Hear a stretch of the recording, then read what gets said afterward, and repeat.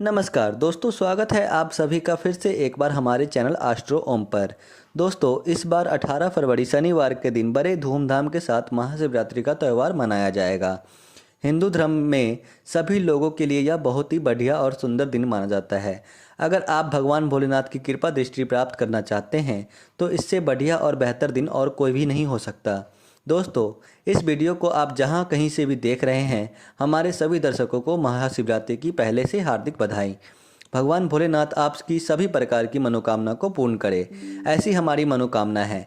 दोस्तों, महाशिवरात्रि के दिन जो कुछ भी आप कर सकते हैं वह आपको अवश्य करना चाहिए। जितना ज़्यादा हो सके दान करने का प्रयास करें, मंत्र का उच्चारण करें, यानी कि ओम नमः शिवाय का पुण्य का जितना ज़्यादा हो सके महाशिवरात्रि के दिन करना का प्रयास करें, क्योंकि इस दिन भगवान भोलेनाथ प्रसन्न होकर अपने भक्तों की सभी प्रकार की मनोकामना को पूर्ण करते हैं। भगवान भोलेनाथ को अघोरी और ज्ञान का भंडार कहा जाता है। तो ऐसे में दोस्तों, आप इस दिन ज्ञान दान भी कर सकते हैं। किसी को पुस्तक भेंट कर सकते हैं तो किसी को और अन्य प्रकार का कोई ज्ञान दान कर सकते हैं। इसके अलावा गरीब और असहाय लोगों की भी मदद का आप इस दिन कर सकते हैं, तो इससे भगवान भोलेनाथ प्रसन्न होते हैं। महाशिवरात्रि के दिन 4 पहर भगवान भोलेनाथ को दूध और दही अर्पित करना चाहिए। 4 पहर भगवान भोलेनाथ की पूजा की जाती है। कैसे कैसे कौन कौन सी पूजा कब कब की जाती है, तमाम प्रकार की जानकारी आपको आने वाले समय में चैनल के माध्यम से प्राप्त हो जाएगी। दोस्तों, एक भी वीडियो को मिस कीजिएगा। आप जितने भी उपाय कर सकते हैं वह अवश्य कीजिएगा, क्योंकि यह दिन बहुत ही श्रेष्ठ दिन कहा जा सकता है। भले ही आपने साल भर कुछ व्रत पूजा पाठ किया हो या ना किया हो, लेकिन महाशिवरात्रि का व्रत आपको अवश्य करना चाहिए। अगर कुछ भी चीज़ आपको प्राप्त नहीं होता है तो धतूरा का फूल यानी कि बेलपत्र आपको भगवान शिव को अर्पित अवश्य करना चाहिए।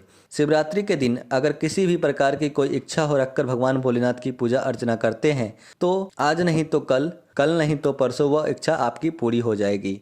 दोस्तों, अगर आप महाशिवरात्रि के दिन भगवान भोलेनाथ को प्रसन्न कर लेते हैं तो इससे जन्म जन्मांतर की गरीबी और पापों से आपको मुक्ति मिल जाती है। अगर आप महाशिवरात्रि का व्रत करते हैं या फिर महाशिवरात्रि के दिन भोलेनाथ की पूजा अर्चना करते हैं तो मृत्यु के पश्चात भी भगवान भोलेनाथ का साथ प्राप्त होता है। आप जहाँ जहाँ भी जन्म लेते हैं वहाँ वहाँ भगवान भोलेनाथ आपकी मदद करते हैं। इसलिए इस दिन बिल्कुल भी पूजा अर्चना नहीं छोड़नी चाहिए। महाशिवरात्रि के दिन निर्दोष मन से बिना किसी लालच के भगवान भोलेनाथ को याद करना है। पूरा दिन जितना ज़्यादा हो सके मंत्र का उच्चारण करें। कुछ भी चीज़ प्राप्त नहीं होता है तो तांबे के लोटे में जल लेकर बेलपत्र डालकर भगवान भोलेनाथ की शिवलिंग पर अर्पित कर दीजिए। दोस्तों, कोई अभागा ही होगा जो महाशिवरात्रि के दिन भगवान भोलेनाथ की पूजा नहीं कर पाते हैं। लेकिन कुछ महिलाएं पूछती हैं कि घर में यदि सूतक लग गया हो या फिर पीरियड्स में गुजर रहे हो जिससे मंदिर नहीं जा पाते हैं तो उन्हें क्या करना चाहिए। तो आपको घर में बैठे बैठे मन ही मन ओम नमः शिवाय इस मंत्र का उच्चारण वह महिलाएं कर सकती हैं। कुछ ना कुछ जरूर करें। साथ ही यह उपाय जो हम आपको बताने के लिए जा रहे हैं, यह उपाय भी आपको अवश्य महाशिवरात्रि के दिन करना चाहिए। तो इसके लिए दोस्तों, आपको सबसे पहले बाजार से एक नया त्रिशूल खरीद के ले आना है। आपको बता दें, शास्त्रों में बताया गया है त्रिशूल आप तीनों गुणों से आपको ऊपर उठा देगा, 3 प्रकार के पाप को नष्ट कर देगा। त्रिशूल जिसके हृदय में जागृत हो जाता है वह जीवित ही मोक्ष प्राप्त कर जाता है। दोस्तों, प्रकृति के 3 रूप माने जाते हैं, सतरज और तंब। इससे आप मुक्त हो जाते हैं। पूरी प्रकृति इन्हीं 3 गुणों से बंधी हुई है, यानी कि प्रकृति से उत्पन्न तीनों गुण ही इस सृष्टि से जीवात्मा को बांधे हुए हैं। तीनों गुणों से जब व्यक्ति मुक्त होकर के ऊपर उठता है तब वह दुनिया पर राज करता है। सब चीज उसके घुटनों में आ जाती है। इसलिए आज के दिन यह उपाय आपको करना है। तो ऐसे में आपको कहीं से एक त्रिशूल खरीद कर ले आना है और आपको महाशिवरात्रि के दिन शिवालय में जाना है। भगवान शिव को दूध दही अर्पित करें, बेलपत्र अर्पित करें और पुष्प अर्पित करें और एक दिया जला दीजिए। दोस्तों, आज के दिन आप जिस भी चीज़ की इच्छा भगवान भोलेनाथ की पूजा अर्चना करेंगे तो उस चीज़ से जुड़ा हुआ फल आपको प्राप्त होगा। जैसे कि दोस्तों, घी का दीपक जलाते हैं तो इससे जीवन में ऐश्वर्य का आगमन होता है। जिन लोगों को संतान की प्राप्ति नहीं हो रही है तो आज के दिन अगर आप चावल से शिव जी को अभिषेक करते हैं तो इससे घर में संतान की प्राप्ति योग बनते हैं।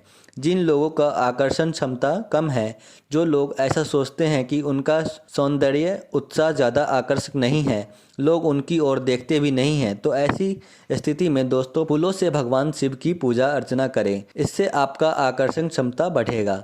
जो भी चीज़ आप भगवान भोलेनाथ को अर्पित कर सकते हैं अवश्य कीजिए।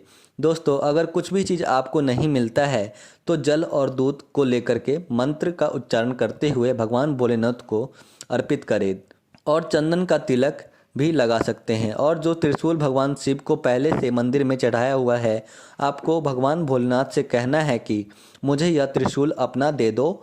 इस त्रिशूल से जुड़े हुए जो भी वरदान हैं वह सब मुझे दे दो, मेरा और मेरे परिवार का उद्धार कर दो।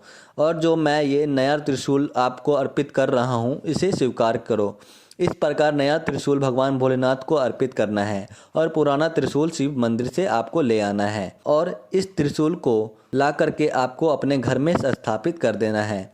चावल के दाने के बीचों बीच आपको उस त्रिशूल को अपने घर में स्थापित करना है। दोस्तों आप धीरे धीरे देखेंगे भगवान शिव त्रिशूल से आपके जीवन में सभी प्रकार सुख समृद्धि देने लगेंगे। आपकी सभी प्रकार की मनोकामना पूर्ण हो जाएगी। दुनिया में बहुत सारे ऐसे त्रिशूल हैं जिनका अंत आज भी नहीं मिल रहा है, इसलिए दोस्तों आपको मंदिर में त्रिशूल ला करके चावल में गाड़ देना है। बता दें चावल को चंद्रमा से जोड़कर देखा जाता है। चंद्रमा भगवान शिव की जटाओं में वास करने वाला ग्रह होता है।